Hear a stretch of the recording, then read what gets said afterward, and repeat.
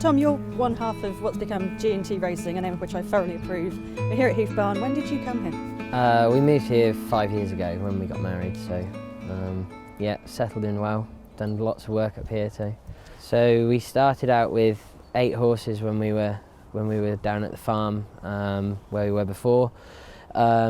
We've got 30 riding still now. We had 40 at the start of the season. We've sold a few, a couple go wrong, but yeah, no, it's progressed really well, to be honest. So you're absolutely flying at the moment as a trainer. You certainly were really successful as a rider as well in point-to-pointing. How did your career go in the sport and how did you get started? So I started out with an old horse at home. Had a few rides around on him. He wasn't much good, to be honest. And then I used to go and ride out at lots of different places and eventually picked up some outside rides. And yeah, I was really lucky to ride for some good people over the years. The likes of Jimmy Tarry got me going really, and Lynn Redman, and then eventually the Hutsbys is sort of where I ended up before I finished. And point-to-pointing is how you met the other half of G&T Racing, which is Gina Andrews. Yeah, Gina Andrews, yeah. Met at the start at Dingley. We did, yeah, of all places. So yeah, that was quite a long time ago now. And that led to getting married on crutches, I believe. Yeah, it did, yeah. After I had a bad fall at the Warwickshire in the May and broke my leg and got married on crutches and ruined the honeymoon in the process, so yeah. So Gina, you're the other half of G&T Racing, and as a team it's going pretty well this year. Yeah, we've had a really good start to the season. I'm not sure if we're at the same amount of winners as we were last year, but we seem to be heading the right way anyway. And you yourself, you're 6 times champion lady rider in point-to-point sphere and currently well ahead this year. In terms of numbers for you this year, how does that normally compare? I think I'm well on target. I think my dad always said if you could ride 10 winners in a season, you've had a good year, sort of thing. And I'm at 11 already, and we're only in February, so we've got plenty of horses to run at home. And between me and Jack, we've got plenty of nice horses to ride. So you mentioned your brother Jack. He's obviously an integral part. It's not just you and Tom. He's really integral to this team here, isn't he? Oh, very much so. I mean, Jack's been with us a few years now, and he's really good with the young horses. Does all the breaking in, and starts the young horses off basically. Jack, part of the G&T Racing team here. Things are going great for you guys this season. How's it going for you personally? Yeah, it's going really well. I've had 8 winners this season. Puts me about 2nd in the national championship, and that's been an aim the sort of last 12 months or so for me to maybe try and win this. It's the sort of next step in my career to try and go for a senior national men's championship, and it might not happen this year, but I'm getting closer, so fingers crossed that one day it will happen. It must be quite exciting to be part of a young, ambitious team who are effectively the reigning title holders in both divisions. Yeah, definitely. Since I've started riding, Gina's always been champion, and no family pressure or anything? No family pressure, not from mum, dad, Bridge, Gina. There's plenty of pressure on my shoulders. And you've got some really exciting young horses, and you seem to really enjoy that, being part of that process, bringing those on. Yeah, massively. That's what I love to do, really. Breaking in the 3-year-olds and getting them going and schooling them all up. And I know Gina doesn't really like it, so it's nice that she just leaves me alone and I get on with do with it. And it must be amazing having a team of riders, including Jack and Gina here. Yeah, they're both top class point-to-point jockeys, and like Jack's a great rider at home. Like you've seen him school this morning. He's very good on a young horse. He's got a lot of strength. He's a big lad, but he's got a lot of strength. When he needs to get hold of one, he can, and he teaches him a lot. He's good. He's very good. Gina's a big pull for owners. They know they're going to get first call on the best point-to-point rider in the country. I'm probably a bit biased, but I do think she is. Her record speaks for itself in that respect. Just to touch on your team so far, I mean, one of the stars has been Kalabaloo. She won for you at the Hunter Chase evening at Cheltenham last year, and she's flying for you this year. Two wins at Annex so far. Yeah, Annex suits her really well. It's a proper staying track, and that's what she's all about, is stamina. She's not a flashy horse, and but she's going better at the end of a race than she is anywhere else.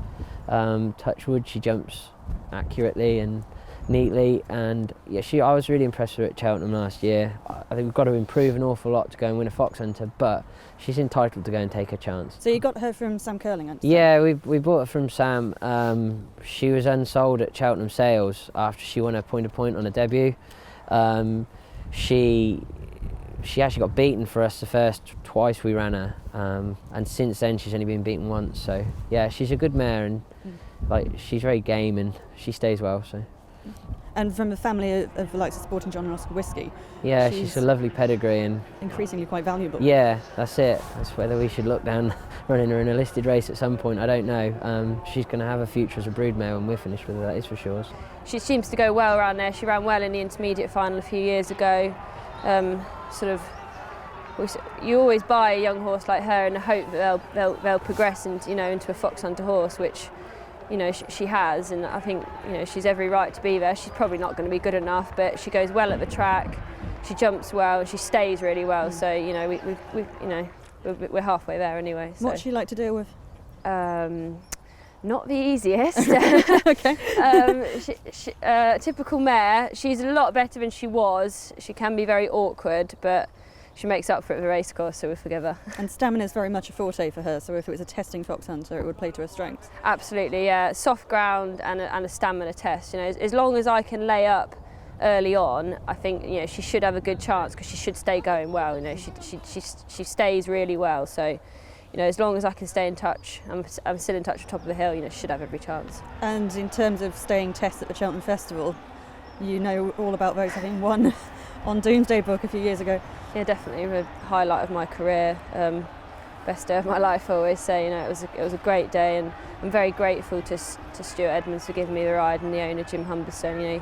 He's actually supported us since with buying some stores for us to train for him and sell on. So that's quite nice. What's it like having your first festival winner? I don't really know how to describe it. It's what you dream of. It's all when you start out. To get a ride there is just great, but to actually ride a winner is just unbelievable, and I don't expect I'll ever do it again, but I'll have a go. What would it mean to repeat that with a horse trained by your husband? Oh, I mean everything really. It's what you dream about, and the owner's shown us she's been a really good supporter of ours over the years, and she deserves some success.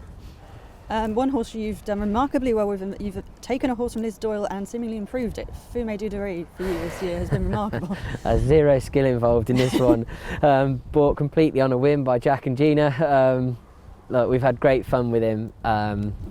He's a horse who perhaps needed a bit of time, which we were lucky enough to give him in the summer. And hopefully we've not seen the last time he's going to cross the winning line in front anyway. Yeah, he was a bit of luck really. We managed to be in the right place at the right time, and he was at Doncaster Sales and he was going through for no money, and we took a chance on him, and it's paid off. How much more do you think there could be to come from this horse? It's tricky to know. He's not very big, so you wouldn't think there's much scope for improvement, but he keeps getting the job done, and he was impressive in his first two starts, and it was a whole new test at Horseheath the last day, and he handled it very well, and it was nice to see that he could handle a different track and all that. And no, I don't see why he couldn't be competitive in one of those sort of restricted final hunter chases at Stratford at the end of the year or something like that. I think he's still got plenty to come from him anyway. Which would make it £800 very well invested, really, wouldn't it? Yeah, to be honest, he did his job the first day he won at Cottenham. If we thought if we got one win out of him, that would have been brilliant. So to have three, it's unreal. And for the syndicate that have leased him for the year, it's brilliant for them. They have a great day out and they come and watch him, and it'd be nice if we could rack up a couple more before the end of the year. Haymount's another one. It came from Willie Mullins. Yeah. We had bought him off Willie Mullins privately. He's not as good as he was, don't get me wrong, but he's given the owners some nice days out. He won 3 times last year. We had a trip to the festival with him, albeit it wasn't overly successful. I think we'll pick away at some smaller hunter chase prizes with him perhaps this time, and then the odd point here and there as well. So he has got that nice profile where you can still be competitive at your level, but equally you can justify having those experiences on a bigger stage. Yeah, definitely, exactly. And if they want to have another big day out with him, then why not, basically. Dubai Quest, less exposed than Haymount, ran 4 times as a 6-year-old in Ireland. Yeah, David Phelan found him for me. He'd been recommended him by one of his contacts over there. He's a gorgeous horse. I've got a lot of time for him, actually. He's a strong stayer. He fell first time at Lark Hill for us, which was a bit of a surprise because he does jump well. A bit of inexperience perhaps on his part, but he was impressive when he won the next time, and I think he's a horse who'd go right up the grades over here really. And given that young horses are such a big part of what you do here, which are the ones which are really exciting at the moment? We've got a really nice, I don't want to put the muckers on him, but we've got a really nice young horse by Getaway called Strike in a Pose. He's related to several winners. And then Jack was riding a really nice horse by Milan. He's related to some good horses as well. So, we're hopeful that they, if they win, we should get some money for them. Horses like this are sort of a massive part of our business because that's where we can potentially make some money. In terms of training pointers, you're never going to get wealthy out of that. But if we can buy and sell a few along the way, then I think it's a big part of it anyway. So it's like two parts of a business which complement each other, kind of like you and Gina do in a way. Yeah, I think so. Yeah, like we seem to work all right as a team now. Perhaps didn't to start with, but no. And then again, yeah, like you say, the young horses and the older horses, they run alongside each other really well. You've always got a lead horse. You've normally got a gauge, just something that goes quite well, and potentially how good your young one is then. So yeah, it's important. And one that's not named yet, but you've got high hopes for, is another 4-year-old by Milan. Yeah, Milan 4-year-old. He's out the family Lieutenant Colonel.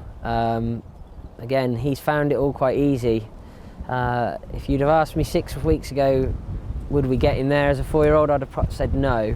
But we've since had him away schooling and galloping a couple of times, and the penny's really dropped now. And yeah, he's, I would say, above average at home.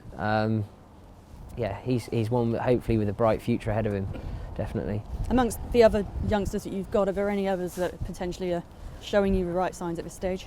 Yeah, we have a nice horse by Ask. It's a big horse. He's not really much of a pedigree. We bought him at the Tattersalls May sale. But if you were sent out to buy a racehorse, he's probably it. He's very athletic, good mover, plenty of size and scope. Yeah, he's one that I'm looking forward to running as well, really. Is he named yet? No, he's not, no. Is he for sale? Definitely. Always for sale.